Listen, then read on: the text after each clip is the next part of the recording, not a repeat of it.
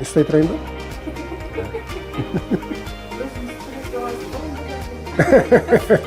Үйленгенімізге 25 жыл ғой. Соған документальный фильм түсіріп жатырмын да. Қоймайын айтам. Айттым ғой енді Жаңбырбай керім деп. Жаңбырбай емес пе менің күйеуім? Ой. She's all the dark.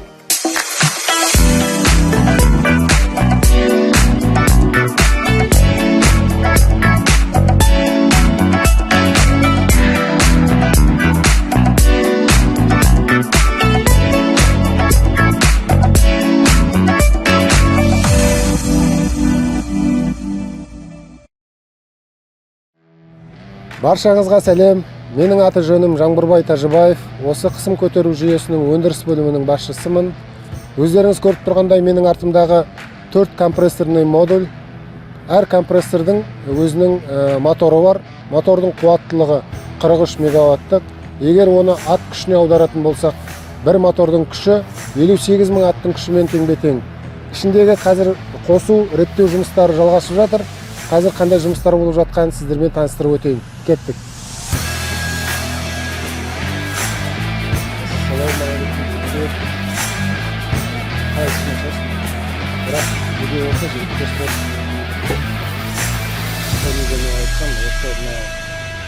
Командамыз осы. Біздің сарбаздар, осы жігіттер ертең бұйыртса осы келешек кеңею жобасының, қысым көтеру жобасының жүйесінің қондырғы операторлары, осы жігіттер ертең аман есен қауіпсіз іске қосамыз деген сенімдеміз. Бұл жігіттер қазір сақадай сай, дайын, барлық нұсқаулықтарды білет. Енді саламаттың басшылығымен осы жүйені жұмысқа қосамыз деген ойдамыз. Жоспарымыз сол, сенімдеміз.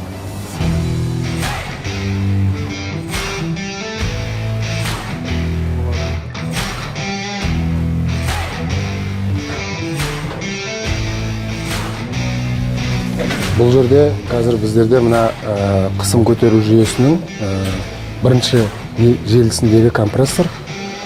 Осындағы жаңағы қосу реттеу жұмыстары бойынша жұмыстар жүргізіліп жатыр. Мынау қазір алдарыңызда тұрған компрессордың өзінің жаңағы бандл деп айтамыз, кейсинг. Мынау мотор. Мотордың салмағы 108 тонна. Жалпы салмағы теңіз кенішіндегі, теңіздің өндіріс саласында осы ең үлкен мотор болса. Мынау 43 мегаватт, оны алдында бір есептедім мен. 58 мың аттың күші бар. Столько лошадей вообще есть в Казахстане? Может быть, бар шығар, да?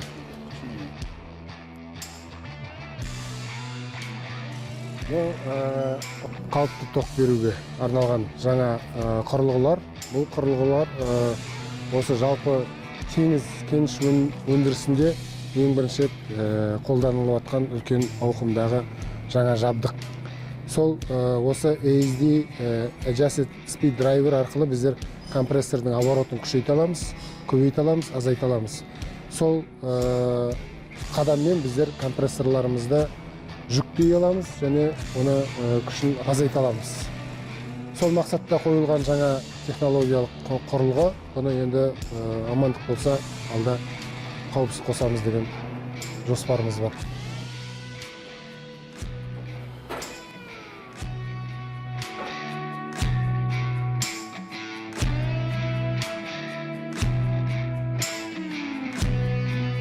Келешек кеңею жобасы қазіргі заманның, қазіргі кездің жобасы ол есептелінеді. Себебі біздер қазір қосу реттеу, алдағы уақытта мүлдем үлкен қосу жұмыстарына құрылғылар мен жабдықтарды іске қосамыз. Яғни бұл келешек кеңею жобасы уже келешектің жобасы емес, қазіргі кездің жобасы. Келешекте біздерде үлкен жобалар күтіп тұр деп сенеміз. Осындай теңіз кенішіндегі әлемдік дәрежедегі үлкен жобаға қатысу мен үшін жаңа айтып кеткен үлкен мақтаныш. Себебі мен осы Жылой ауданында, Жылой жерінде дүниеге келіп, осы Жылой жерінде өсіп өндім. Бұл маған үлкен күш береді. Өзімнің туған жерім өзіме үлкен күш береді. демеу болады. Алдағы уақытта осындай үлкен жобаларды басы соңы деп есептемеймін. Алдағы уақытта бұл жалғаса береді. Өзінің жалғасын табады деп ойлаймын. COVID-19 пандемияның біздерге осы құрылыс жұмыстарына үлкен жаңағы график деп айтамыз ғой, schedule. Жоспарларымызға үлкен кедергілер келтірді, бірақ сол кедергілерді жеңе білдік. Ұжым ретінде бәрі де сол бір ұжым, бір жұдырық болып бірігіп жұмыс жасалды. Әр адамның артында өзінің жанұясы тұр.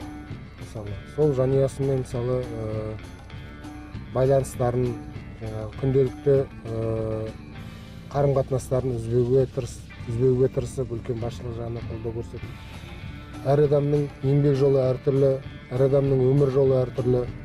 Мен де осы теңіз кенішіне келіп, өзімнің ең бірінші еңбек жолымды бизнес серіктестіктерде бастадым. Қарапайым жұмысшы ретінде бастап, сол кезде менде осындай дәрежеге жетем деген жоспарым болған жоқ. Енді 2001 жылы осы Теңізшевройл компаниясының емтихандарын тапсырып, қондырғы операторы ретінде жұмысқа орналастым. Білім алып, қондырғыға барып жұмыс жасап жүргенде менде ары қарай өзімді дамытқым келді. Білімді жетілдіру процесі негізі тоқтамау керек. Жастарға да өзімнің беретін кеңесім сол, өзімнің балдарыма да беретін кеңесім сол. Білім алу ешқашан тоқтамаған дұрыс. Адам өз-өзін дамыта беру керек, тоқтамай. Мен жастарға сенемін деп кезіндегі өзіміздің ата-бабаларымыз, Алашорда қайраткерлерінің бірі айтып кеткендей, мен жастарға сенемін.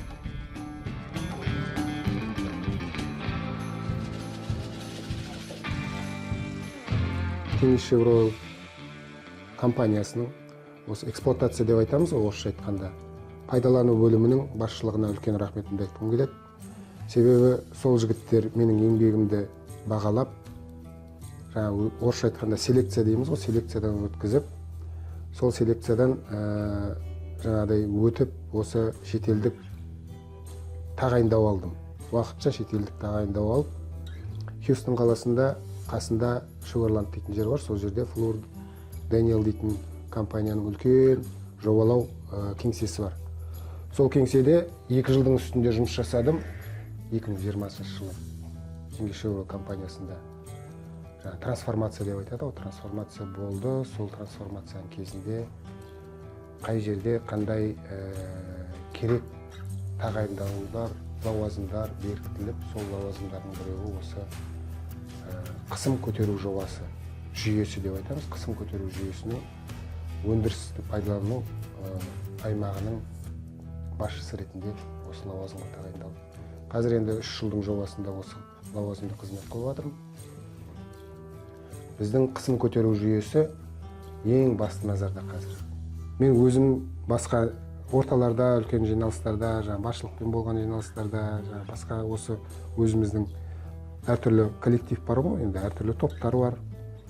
Солардың ортасында отырғанда мен айтатыным, осы мына қысым көтеру жүйесі Теңізшевройлдың өндіріс бөлімінің жүрегі болып есептеледі ертеңде.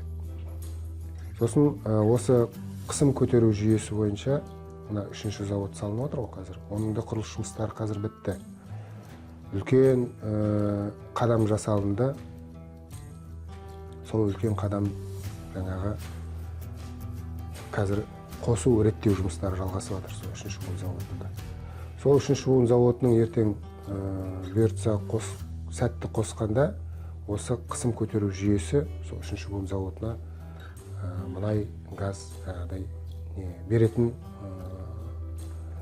объект деп айтамыз ғой, енді сол үлкен ортадағы тұрған қондырғы. Сол қондырғыны мен не себептен осы Теңізшевройлдың өндіріс бөлімінің жүрегі деп айтатыным сол себептен. Жобасының негізгі мақсаты осы Теңізшевройл компаниясының өндіріс көлемін 1 миллион баррель күніне сол деңгейге дейін жеткізу. Бұйыртса сол барлығы сәтті қауіпсіз қосқаннан кейін сол өндіріс көлеміне шыққан уақытта біздер енді Теңгеш Евро компаниясын миллионерлер клубынан көретін боламыз.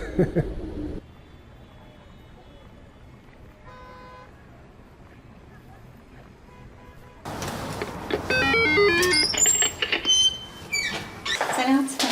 Уже түсіресіңдер ме с порога? Қош келдіңіздер. Біздің шаңырағымыз осы.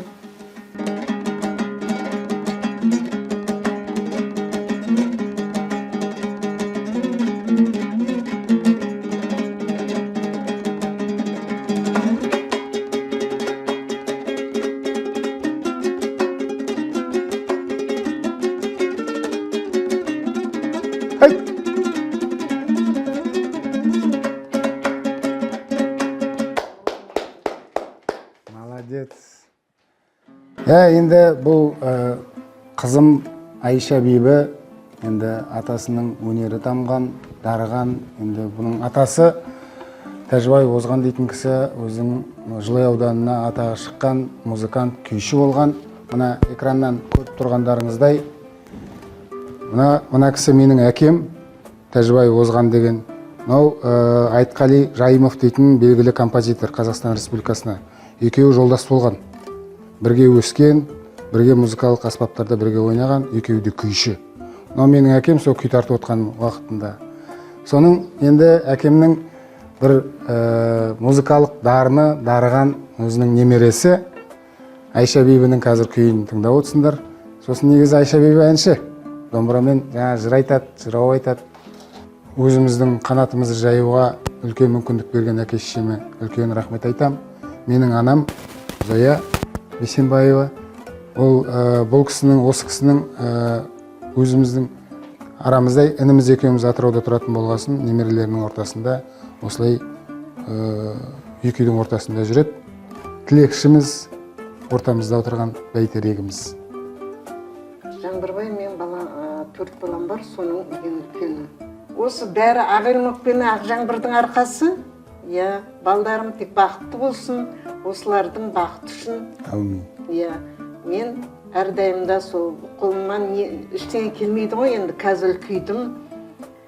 Енді балдарым айтыр бақытты болып жүрсе, соның өзі маған бір бақыт. Тұрша компаниясына тағы да рахмет айтам, маған жаңағы шетелде жұмыс жасауға мүмкіндік берген үшін. Соның нәтижесі ретінде мына екі балам әлі күнге дейін үйде ағылшынша сөйлеседі. Енді қазақшалары жақсы, орысшалары жақсы, оған естемеймін. Енді мен шынымды айтсам, тағы бір сіздерге бір мақтанғым келіп тұр.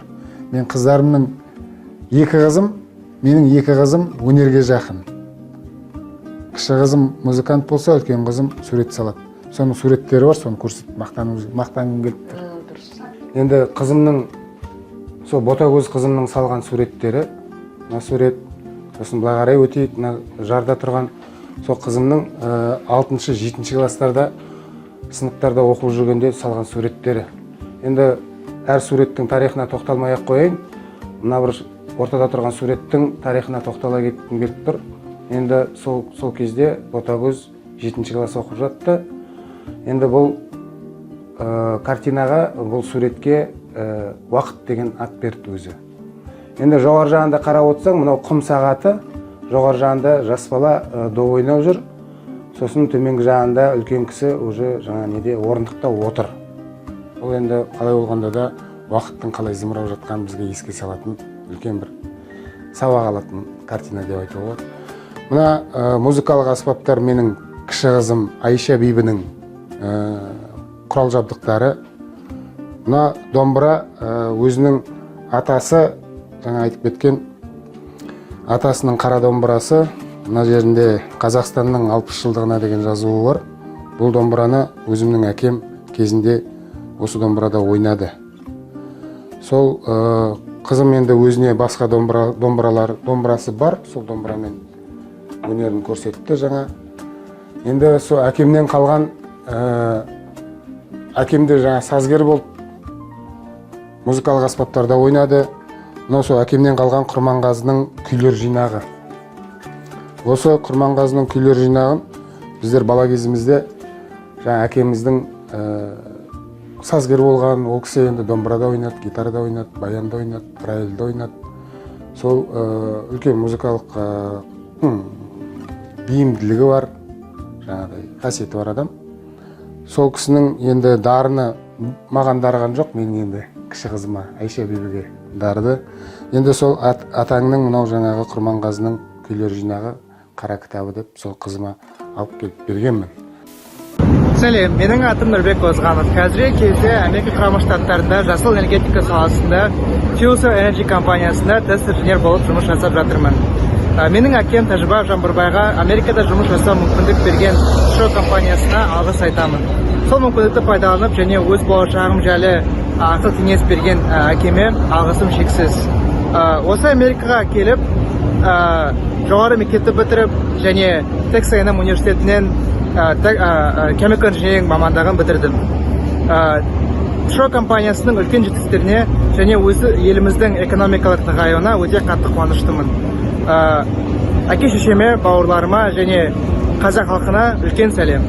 Менің атым Ботагөз Озғанова. Қазір Чех Республикасы Прага қаласында SAP компаниясында адам ресурстардың басқару бөлімінде толық мамандық ретінде жұмыс жасап отырмын. Жетістіктеріме, әке шешеме және бауырларыма және ТШО компаниясына үлкен рахмет айтқым келеді. ТШО компаниясының коллективіне үлкен сәлем.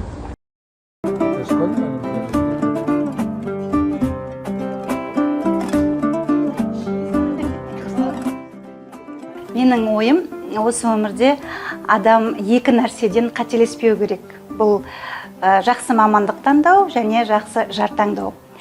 Мен өзімнің осы екі таңдауымда жақсы деп ойлаймын. Енді Жаңбырбайға келетін болсақ, ол өте жақсы ұл, анасы үшін, мен үшін адал жар, балалар үшін өте жақсы әке. Қазақта айтады ғой, баланың тәрбиесі ата-анадан басталады деп. Сол ата-ана тәрбиесін көрген Жаңбырбай өмірде де барлық жақсылығын жасап келе жатыр. Өзінің балаларына деген, жанұясына деген махаббаты өте мол. Hello, my name is Ozganov Alihan, and I'm a student of APEC Petrotechnic College, and my specialist is automation and control. I'm proud of my dad because he worked very hard every day, and I want to be an engineer just like him and work in an oil and gas company like TCO and other big oil companies. I wish that could happen. When I play dombra, I just feel proud. I don't know if I want to be a musician, but I'm still going to be passionate about this for the rest of my life, thanks to my dad who bought me this dombra, who bought me many dombras. Well, only two, but planning to get another one. Very thankful for them who paid for my lessons, who didn't, force me to go or force me to play like this or like that. They were very supportive, they were very patient with me, especially my dad, so I'm very thankful and I'm very happy about it. Usually when I play dombra, I don't think about anything, my mind is blank. I like to imagine the notes as some people, jumping around, I don't know. But when I'm learning a new key, it's very stressful for me because I can't memorize it and my dombra teacher is going to say this, say that. But I just remember about my grandfather. I just remember about my dad's support. And why should I give up dombra because I can't memorize this key? My dad is rooting for me. Why should I give up? Actually, as I said, when I went to America, I didn't know any English. And me and my brother, we went to the same school. So I would cry at school because I didn't understand anything. And he would come in the class and he would protect me. He thought someone was bullying me and stuff. Yes. I just there. Shut up. I just there. I don't know, but he would come in the class and he would see why I'm crying. As a big brother, he was just very protective of me, and he would wonder why I'm crying all the time. Жаңағы менің қазіргі баратқан орын Пента дейтін неге барадық, сонда бір класстастарым менің. Келіншегіміздің, екеуміздің бас қосқанымызға 25 жыл. Соны атап өтеміз деген уәдем бар еді, сол уәдемізді орындауға барамыз. Ассалаумағалейкум. Ал қалдерің қалай? Бізге қалың қалай? Қазір мына 25 жылдық ана документальный фильм түсіріп жатырмыз. Жаңбырбай осы бүгінгі біздің жиналуымыз енді бұл жерде Ануарбек, Қайрат осы бәріміз де сол школ интернат қабырғасынан бірге оқыған түлектерміз. Қазір қарап отырсақ 89-дан бері уже 34 жылдай уақыт өтті. Содан бері бір-бірімізді жақсы білеміз, семьясын білеміз. Өте манағы досқа берік, адал, Жаңбырбай өте тамаша адам деп айта аламын. Жаңбырбай туралы айта беруге болады көптеп, енді оның ішінде манағы Жаңбырбайдың енді біздердің енді осы 89-дан 91 жылға балалық шақтан енді манағы студенттік шаққа өту шағымыз бірге жүрді. Өте енді бір жақсы дос тапқаныма мен де қуанамын. Жаңбырбайдың жанұясына өзіне енді бақыт тілеймін. Аман болсын, осы еңбек етіп жатырған орның жемісін көріп, тек үлкен ақсақалды ата болғым дегім келеді. Енді ұрпақ қызығын көріп, тек осы жетістіктерге жете берсін дегім келеді. 91 жылы мектеп бітіріп жатқан уақытымызда біздің Қазақстан Республикасы өзінің тәуелсіздігін алып жатты. Сол тәуелсіздік алғанда біздер енді күні кеше мектеп бітірген бозбала мен бойжеткендерміз ғой. Сол кезде біздерде мына тәуелсіздіктің эйфориясы дейміз ғой. Сондай бір бақытты болған мезгілдеріміз болды. Қуанышымыз қойнымызға сыймай. Әу демейтін қазақ жоқ қой. Сол кезде көп жігіттер мен қыздар, жаңа өлең жазатын қыздар болды. Солардың ішінде сол кезде мен де өлең жаздым. Басқа да жігіттер болды, жаңағыдай әуендер жазып, өлеңдер шығарып, сол жаңа домбырамен, басқа да музыкалық аспаптармен сол үн қосып, бәрі де кәдімгідей үлкен қуанышты сезімде болды. Оның бер жағында 30 жылдан астам уақыт өткен екен. Сол кезде өзімнің қойын дәптеріміз дейміз ғой, енді өздеріңіз де көріп отқандай, мына қара дәптердің ішіне өзімнің біраз өлеңдерімді жазған екенмін. Осы дәптерді мен көптен іздеп таба алмай, келіншегім тауып берді. Сол кезде өзім бір 4 жыл өлең арнағанмын. Соны оқып беруге рұқсат беріңіздер. Туған жерім ыстықсың ау өзіме, анамдай боп көрінесің көзіме. Сен туралы айтқым келет өзгеге, құпияң мол, үңілдірер өзіңе. Ата-бабам қанын төгіп қорғаған, тасқын сулар тосқауылға тоқтаған, бауырыңда мол сыр бар ау құпия, қолына алып, ешкім әлі ашпаған. Бүгін міне табысамын жаңаша, ойланамын тағдырыңды оңаша, бабалардың рухына бас иіп, елдігіне таңданамын басқаша. Бабалардың ерлігі бар бір төбе, бабалардың елдігі бар бір төбе, бабалардың мирасы бар туған жер, құрсағына сыйған мынау мың төбе.